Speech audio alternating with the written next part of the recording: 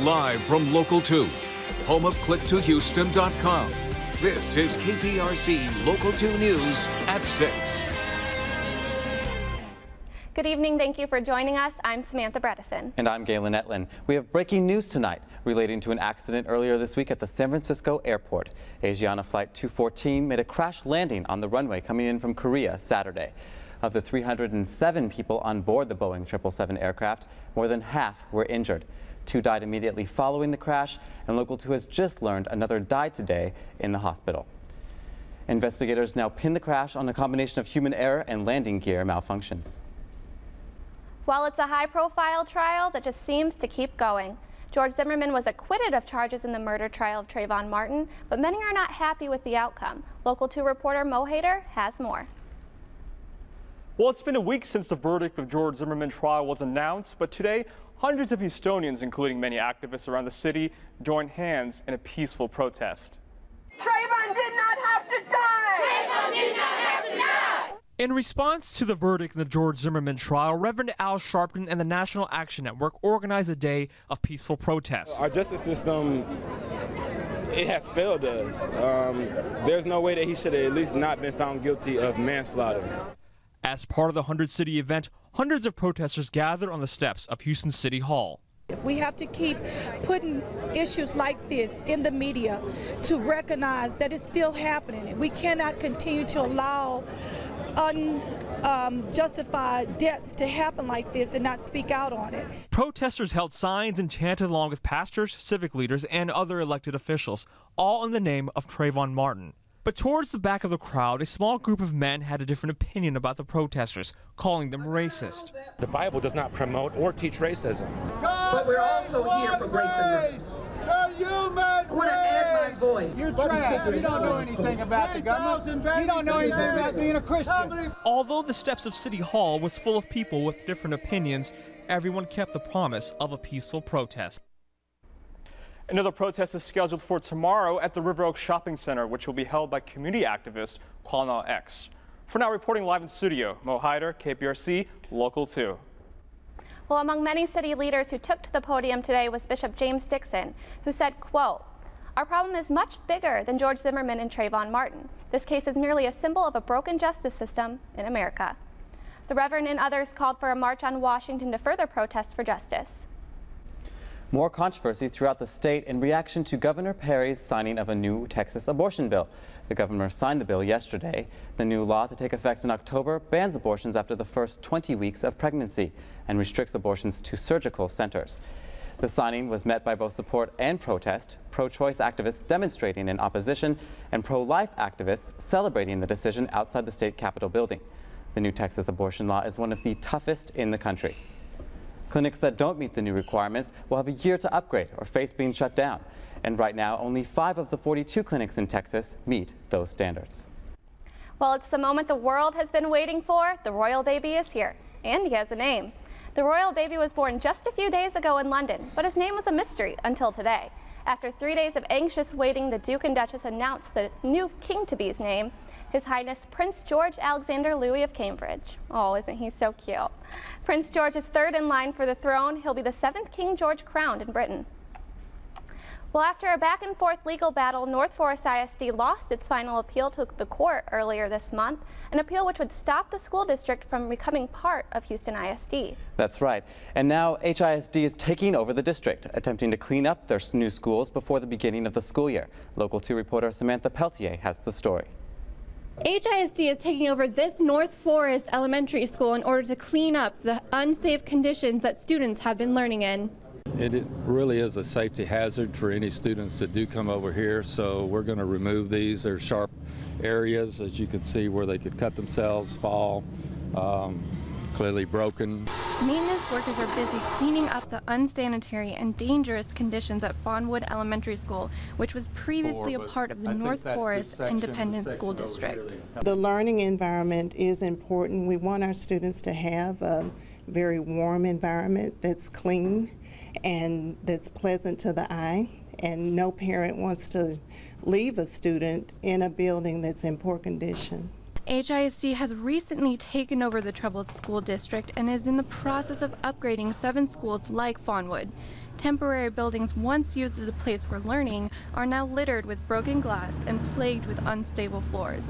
These buildings, along with broken exit signs and water fountains that are bolted to the walls, are only some of the items on HISD's to-do list. This facility has some T buildings that have not been used for years, and so we intend to demolish them. We do not think we can move them.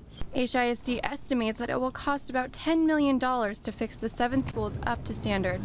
The district plans to use some of its own funds, but they eventually want to ask the Texas Education Agency to provide additional funding. Crews are racing to clean up this campus in 55 days before school starts in August. Reporting in Northeast Houston, this is Samantha Peltier, KPRC Local 2. Thanks, Samantha. Well, it's an exciting day for Houston Rockets fans, as we have just learned that Dwight Howard is coming to Houston. KPRC's very own Kelsey Winger is here, and she has the inside story. So you actually got to see him in person, right? I did, along with about 10,000 other anxious Houstonians. I was at the Toyota Center for the official announcement from Superman himself. Welcome your newest Houston Rocket, Dwight Howard! Red Nation out in full force to welcome Superman to Houston, and they are pumped about the new addition. Houston fans can finally exhale. It's official. Dwight Howard is a Houston Rocket. He says he sees this as a fresh start and a place where he can write his own history. You know, most people don't get this chance, you know, to start fresh, especially when in their careers. And God has given me a second chance, so, you know, I'm going to do the best I can, you know, to take advantage of it. Rockets fans can thank Chandler Parsons and some traveling Houstonians for being a major factor in Howard's final decision. Just being a voice to him, to make him feel comfortable, and it's always good when you go to a place and you already have a friend there, so I just try to give him that opportunity. It's crazy. I believe in signs. And while I was in Aspen, it just seemed like everybody I met was from Houston. And I was like, this is crazy. Everybody come up to me and they were like, I'm from Houston, you should go to the Rockets. So I'm like, God, is this it? Rocket legends were also on hand from all over for this big day in the franchise history. Hakeem the Dream traveled from Jordan and Yao from China. We have a great platform right now to write that legacy, and you see that the support from all the big men. With the high expectations for this rising team, all sights are now set on next season. Wow, that's great. I know everyone in Houston is so excited for the season to start. It's going to be a season to watch, isn't it? What else do you have for sports, Kelsey? Well, week 1 of Texans training camp is in the books. The guys got off today, but will be back out on the field early Sunday morning. Thousands of fans showed up to Reliant all week to get a first glimpse of the 2013 squad. With Brian Cushing back in pads, Ed Reed becoming a Texan, and J.J. Watt just being J.J. Watt, there is a lot to be excited about in Houston. The Texans take on the Vikings in their first preseason game in Minnesota this Friday at 7 p.m. So how many days before the season starts up again? They kick off in 37 days on Monday Night Football, but who's counting? All right, Kelsey, thanks so much. Well, hopefully the guys can get used to this hot weather before the season starts. Well, being from Oregon, I know I sure can't get used to it. Jennifer, tell me you've got something good for us in weather. I really wish I could, but it's Texas, it's August, it's kind of something you got to get used to. But looking right now, we are seeing a little wispy clouds over the 59 area over downtown. We're sitting at about 91 degrees with a humidity of 60%, so that's making it feel like 102 degrees. That's really hot for being a Saturday evening. Looking around our town, we have temperatures as low as 88 degrees, 87 down here in Angleton, up to 99 up in Brenham. The reason for this is down in the southern areas, we do have higher humidity, which moist air takes a lot longer to heat. But you have drier air up north, which takes a lot less time to heat. So you have different temperatures all over, but the heat index kind of evens itself out. So it feels like 101 down in Galveston, 104 up in Brenham.